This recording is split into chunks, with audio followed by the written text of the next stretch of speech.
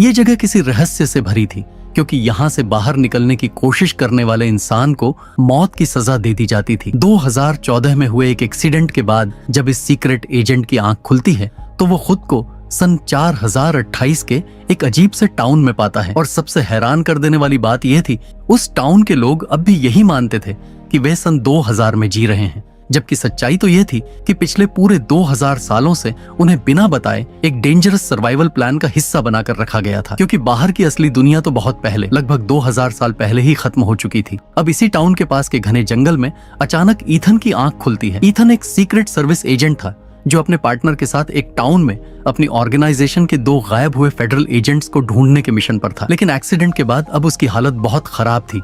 उसके शरीर पर गहरे जख्म थे, कपड़े फटे हुए थे और उसके पास उसका कोई भी सामान नहीं था। किसी तरह खुद को संभालते हुए वो पास के टाउन की तरफ निकल पड़ता है। टाउन पहुंचने पर वहां के लोग ईथन को काफी अजीब नजरों से देखने लगते हैं, जैसे उन्होंने किसी बाहरी को पहली बार देखा हो। ईथन सीधा एक कैफे में चला जाता है, जहां काम करने वाली एक लड़की से बातचीत में उसे पता चलता है कि वह वेवर्ड पाइन्स नाम की जगह पर है। ईथन उससे कुछ और पूछ ही रहा होता है कि तभी कमजोरी के चलते बेहोश होकर जमीन पर गिर जाता है। होश आने पर ईथन खुद को एक हॉस्पिटल के अंदर पाता है, जहां सामने खड़ी होती है डॉक्टर पाम। पाम उसे बताती है कि उसकी कई हड्डियां टूट गई हैं और उसे कुछ समय तक आराम की जरूरत है। पाम की बात सुनकर ईथन को धीरे धीरे याद आने लगता है वो अपने एक और साथी के साथ निकला था। रास्ते में उनकी गाड़ी अचानक से एक ट्रक से टकरा गई थी। ये याद आते ही ईथन तुरंत पाम से अपने साथी के बारे में पूछता है, लेकिन पाम बताती है कि उसके साथी की तो वहीं ऑन द स्पॉट मौत हो गई थी, जबकि ईथन किसी तरह खुद को बचाकर गाड़ी से निकलकर जंगल में पहुंच गया था। अब ईथन अपने फोन से अपनी वाइफ को कॉल करके सब बताना चाहता है, लेकिन पाम के मुताबिक उसका फोन और आइडेंटिटी कार्ड पुलिस स्टेशन में है, जिन्हें वो बाद में जाकर ले सकता है। फिलहाल उसे आराम करना चाहिए। लेकिन हॉस्पिटल में कुछ घंटे बिताने के बाद ईथन को सब कुछ बहुत स्ट्रेंज लगने लगता है। पूरे हॉस्पिटल में पाम के अलावा कोई और डॉक्टर नहीं था। माहौल इतना अजीब था कि ईथन अब वहां और नहीं रुकना चाहता था। वो जल्दी से कपड़े पहनता है और बाहर निकल पड़ता है। हॉस्पिटल का कॉरिडोर सुनसान था, न कोई पेशेंट दिख रहा था, हर कमरा बंद था। ईथन अब सीधा पुलिस स्टेशन पहुंचता है, लेकिन वहां भी गेट पर ताला बंद मिलता है। अब उसे लगने लगता है कि शायद इस गांव में कोई अजीब सी हॉलिडे चल रही है। थोड़ा आगे जाकर उसे एक बार दिखाई देती है, जहां वो फोन कॉल करने के इरादे से अंदर चला जाता है। बार टेंडर का नाम था बेवरली। ईथन उससे बात करते हुए फोन मांगता है और अपनी वाइफ को कॉल करने की कोशिश करता है, लेकिन बार बार कोशिश करने के बावजूद भी कॉल कनेक्ट नहीं होती। बेवरली उसकी बेचैनी देखकर उससे पूछती है कि आखिर हुआ क्या है। ईथन उसे अपने साथियों के गायब होने और अपनी हालत के बारे में सब कुछ बता देता है, लेकिन जैसे ही बेवरली उसके खोए हुए साथियों के नाम सुनती है वो तुरंत चुप हो जाती है, जैसे उसने कोई बहुत बड़ा राज सुन लिया हो। अभी के लिए बेवरली ईथन को एक पेपर पर एक एड्रेस लिखकर देती है और मुस्कुराते हुए ये भी कहती है कि अगर उसका मूड कभी खराब हो तो वो कभी भी उससे मिलने आ सकता है।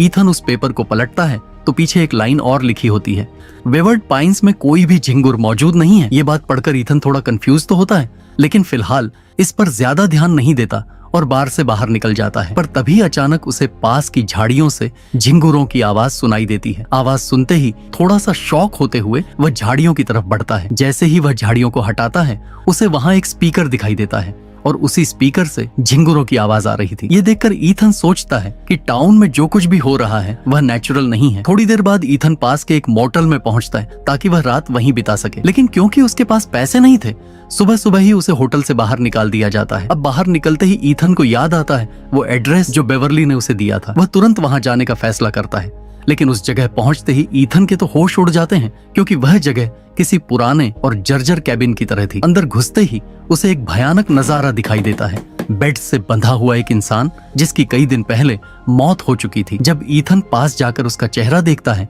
तो वह हैरान रह जाता है। वो लाश किसी और की नहीं बल्कि उसके खुद के खोए हुए साथी की थी। ये देखकर ईथन बुरी तरह डर जाता है और सीधे पुलिस स्टेशन की ओर भागता है। वह वहां के शेरिफ को सारी बात बताने की कोशिश करता है, लेकिन शेरिफ का रवैया बेहद अजीब था। वह तो उसकी बात सुनते सुनते आइसक्रीम खा रहा था और किसी तरह की सीरियसनेस दिखा ही नहीं रहा था। आखिर ईथन के बार बार जिद करने पर शेरिफ उसकी कंप्लेंट तो दर्ज कर लेता है, मगर लापरवाही से कहता है कि वो थोड़ी देर बाद जाकर बॉडी को चेक करेगा। उसकी बातों से साफ झलक रहा था कि या तो वह झूठ बोल रहा है या फिर जानबूझकर किसी चीज को छिपा रहा है। ये देखकर ईथन वहां से बाहर निकलता है और किसी का फोन लेकर सबसे पहले अपनी वाइफ को कॉल करने की कोशिश करता है, लेकिन फोन अनरीचेबल आता है। फिर वह अपनी ऑर्गेनाइजेशन में कॉल करता है, जहां आखिरकार एक आदमी कॉल रिसीव करता है। ईथन जल्दी से बोलता है कि मैं ईथन हूं, मुझे अपने बॉस से बात करवाओ, ये मामला बहुत सीरियस है। लेकिन सामने वाला आदमी हर बार कोई ना कोई बहाना बना देता है और आखिर में वो कॉल काट देता है। अब उसके मन में एक ही बात साफ हो चुकी थी इस टाउन में कुछ बहुत गलत चल रहा है। परेशान होकर ईथन तुरंत बार में गया ताकि ब्रेवली से बात कर सके, लेकिन बार में आज ब्रेवली मौजूद ही नहीं थी। ईथन ने वहां मौजूद पार्ट टेंडर से ब्रेवली के बारे में पूछा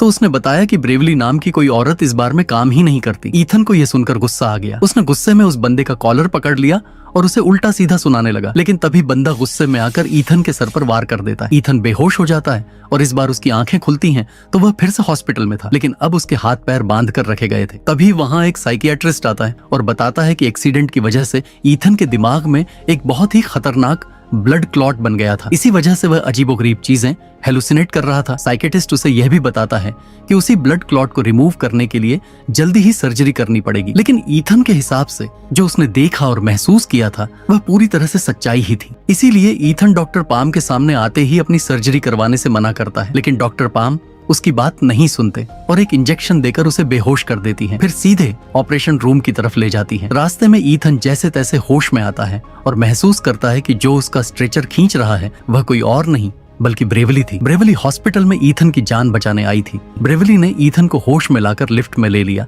ताकि वह हॉस्पिटल से बाहर जाकर नॉर्मली बात कर सके। इंजेक्शन के असर से ईथन को अभी भी चक्कर आ रहे थे, इसलिए सबसे पहले वह बाथरूम में छुप गए। बाहर की चीजें देखने के लिए ईथन ने जानबूझकर बाथरूम के कांच को तोड़ लिया था। तभी डॉक्टर पाम बाथरूम के बाहर आ पहुंचती हैं। ईथन तुरंत डॉक्टर पाम पर अटैक करता है और ब्रेवली के साथ वहां से भाग जाता है। खाली घर में पहुंचकर ब्रेवली ईथन से बात करती है और बताती है कि वह कई सालों से इसी टाउन में फंसी हुई थी और सन 1999 में टाउन में आई थी।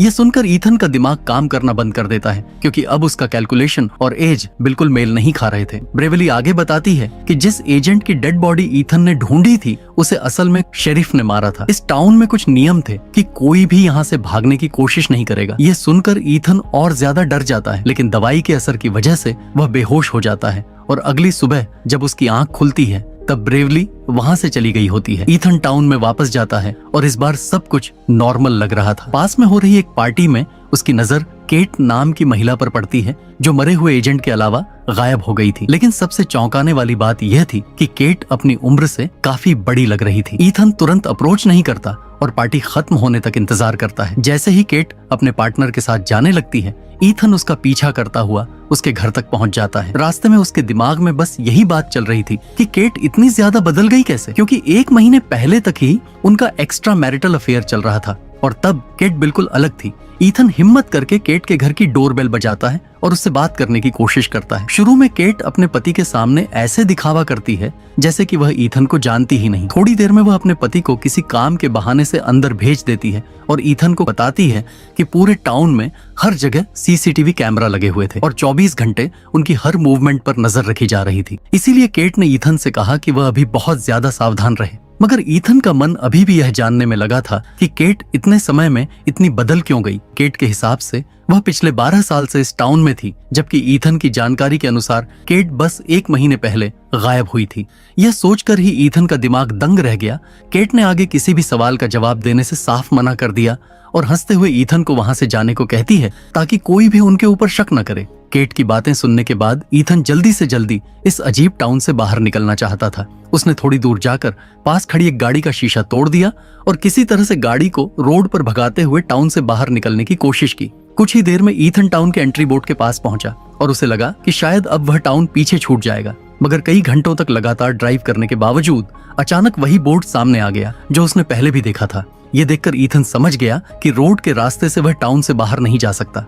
तुरंत ही उसने गाड़ी से नीचे उतरकर जंगल में भागने का फैसला किया। जंगल के बीच में आने वाली हर चीज को ध्यान से पार करते हुए वह जंगल के अंतिम हिस्से तक पहुंचा। वहां एक बहुत बड़ी दीवार खड़ी थी जो पूरे टाउन को चारों तरफ से घेर रही थी।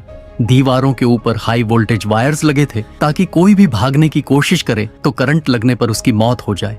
ईथन ने फिर से गाड़ी में बैठने का फैसला किया। तभी अचानक टाउन का शेरीफ आ गया और ईथन को गाड़ी चुराने के जुर्म में पकड़ लिया।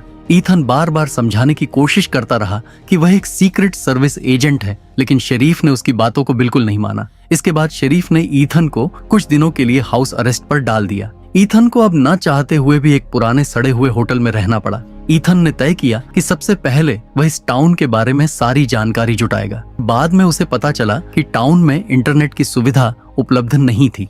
ईथन फिर उसी टूटी हुई कैबिन में गया जहां उसके साथी की डेड बॉडी पड़ी थी। अभी भी उसकी साथी की बॉडी वहीं सड़ी हालात में पड़ी हुई थी। तभी उसकी नजर साथी के पैर पर पड़ी और उसने देखा कि वहाँ एक छोटी सी बुकलेट छुपी हुई थी। ईथन बुकलेट को अपने पास लेने ही वाला था कि शरीफ अचानक वहाँ आ गया। उसने तुरंत ईथन को गन पॉइंट पर ले लिया। शरीफ गुस्से में था और उसने ईथन को वापस होटल जाने के लिए मजबूर कर दिया। लेकिन अभी के लिए ईथन होटल ना जाकर उसी बार में गया जहाँ पर ब्रेवली काम करती थी। किस्मत से बार में पहुंचने पर ब्रेवली खुद ही मिल गई। उसे देखते ही ब्रेवली ने सबसे पहले बार के गानों का वॉल्यूम तेज कर दिया और फिर डांस करने का दिखावा करते हुए ईथन के कान में फुसफुसाई कि जो मरा हुआ एजेंट ईथन के साथ काम करता था वह पहले ब्रेवली के साथ मिलकर टाउन से भागने की योजना बना रहा था। उस एजेंट ने टाउन का एक डिटेल्ड मैप बनाया था और हमेशा उसे अपनी एक बुक में रखता था। गांव वालों को उनके बारे में पता चल गया, जिस वजह से भागते समय उसकी जान चली गई।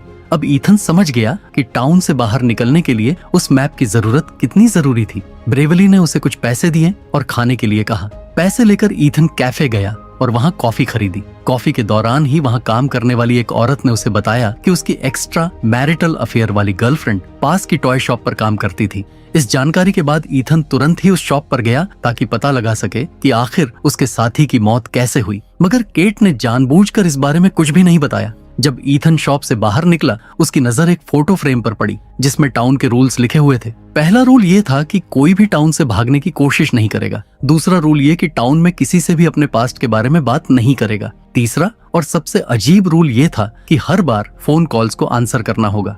ईथन को यह सब पढ़कर काफी अजीब लगा, लेकिन उसने फिलहाल हॉस्पिटल की ओर रुख किया। वहाँ भीड़ न होने की वजह से वह जल्दी ही मुर्दा घर तक पहुंच गया जहाँ मरे हुए लोगों का सामान रखा जाता था। उसने तुरंत वह बुकलेट अपने पास रख लिया और ब्रेवली के साथ जंगल की ओर निकल गया।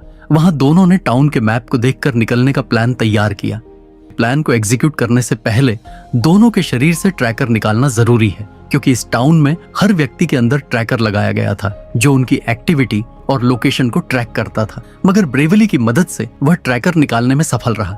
ब्रेवली ने यह भी बताया कि यदि कोई रूल तोड़ता तो उसे बहुत खतरनाक सजा दी जाती और ईथन का मरा हुआ साथी भी उसी सजा का शिकार हुआ था। ईथन ने तय कर लिया कि वह किसी भी सजा को झेल कर भी बाहर निकलने की कोशिश करेगा। इसके बाद वह टाउन में वापस प्लान को पूरी तरह तैयार करने चले जाते हैं। रास्ते में ब्रेवली और ईथन की मुलाकात केट और उसके पति हेरोल्ड से हो गई। केट ने ईथन से बात करते हुए उसे ब्रेवली के साथ अगले दिन शाम के डिनर के लिए अपने घर इनवाइट किया। ईथन ने थोड़ी सोच विचार के बाद तुरंत हाँ कर दी। ब्रेवली को यह थोड़ा अजीब लग रहा था, मगर फिलहाल उसने कुछ नहीं कहा। ईथन वापस अपने होटल गया और मैप को देखकर टाउन से भागने की योजना बनाने लगा। तभी उसने मैप में देखा कि एक पेड़ के ऊपर कुछ निशान बने हुए हैं। इसका मतलब यह साफ था उसके मरे हुए साथी ने वहाँ कोई जरूरी सामान छुपाया था। अगले दिन सबसे पहले ईथन ने अपनी ट्रैकर चिप होटल के बेड पर रख दी और जंगल की ओर चल पड़ा। वह पेड़ के पास पहुंचकर ऊपर चढ़ गया और सामान निकालने लगा। इसी बीच उसे पास से गोलियों की आवाज सुनाई दी। पेड़ के ऊपर से ईथन ने शेरिफ को देखा जो किसी चीज पर लगातार फायरिंग कर रहा था। ईथन ने फिलहाल उस पर ध्यान नहीं दिया और अपने काम को पूरा कर लिया। जंगल पार करके वापस गांव पहुंचते ही ईथन शाम के समय ब्रेवली के साथ केट के घर की ओर बढ़ा। शुरू में ब्रेवली थोड़ी हिचकिचाई, मगर ईथन ने समझाया कि आज रात ही उनका टाउन से निकलने का समय है और प्लान तैयार है। इसे ब्रेवली भी मान गई और साथ में घर पहुंच गई। डिनर के दौरान थोड़ी देर ईथन ने केट से बातें की